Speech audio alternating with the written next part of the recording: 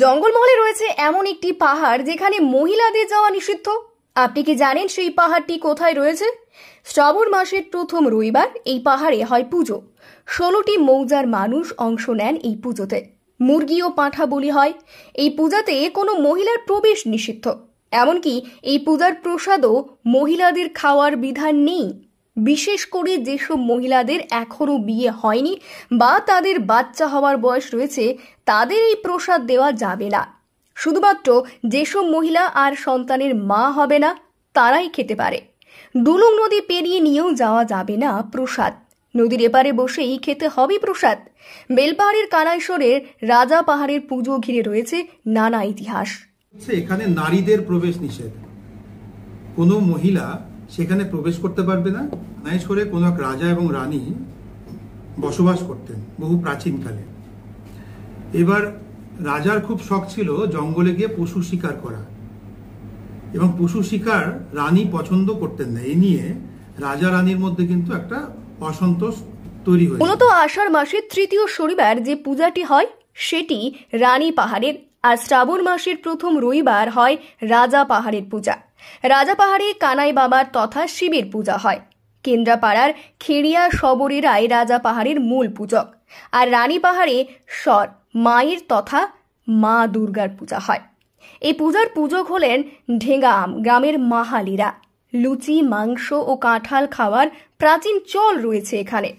আসলে বর্ষার শুরুতে ভালো চাষের আশায়, বৃষ্টির কামনায় পাহাড় পূজায় সামিল হন মানুষজন।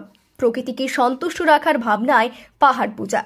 এই কানাইশ্বর পাহাড়ের অর্ধেক অংশ পড়ে বেলপাহাড়ি ব্লকের সন্ধ্যাপাড়া পঞ্চায়েতের মধুপুর মৌজায়, বাকিটা পড়ে ঝাড়খণ্ডের চাকুলিয়া ব্লকের মধ্যে।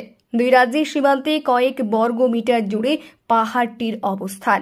কানাইশ্বরের যে পাহাড় পুজো, সেটা দেখতে যে পুজো করছে সেই পুরোহিত ব্রাহ্মণ নয়, তিনি হচ্ছেন শবর। এবং আমরা দেখলাম যে নানা ধরনের রিচুয়ালসগুলো আমরা হয়তো শহরে দেখতে পাই না, এবং খুব ইন্টারেস্টিং বিষয় সেগুলো। জঙ্গলে হচ্ছে পায়রার বাচ্চা ছাড়া হলো, ও কানাই আর শোর দুটো পাহাড়, রাজা রানীর গল্প, তারা কি করে আলাদা হলো সেই পুজো।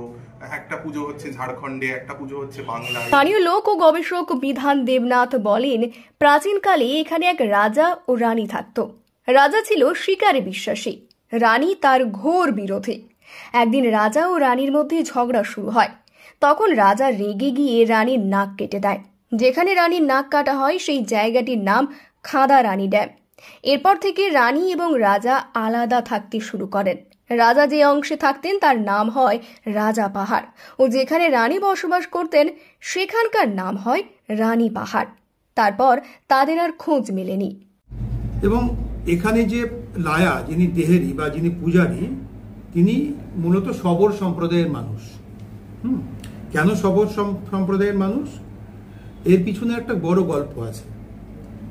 যে পাহাড়টিকে বলা হচ্ছে কানাইশ্বর পাহাড়, একটা প্রবাদ আছে যে ওই পাহাড়ে একসময় যিনি পূজারী ছিলেন তার নাম ছিল কানাই শবর, এবং কানাই শবর যেহেতু পুজো করতেন সেখান থেকে কানাইশ্বর পাহাড় নাম হয়েছে।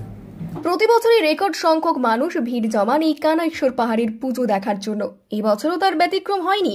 রাজা পাহাড়ের পুজো দেখার জন্য রীতিমতো ভিড় জমিয়েছিলেন সাধারণ মানুষ।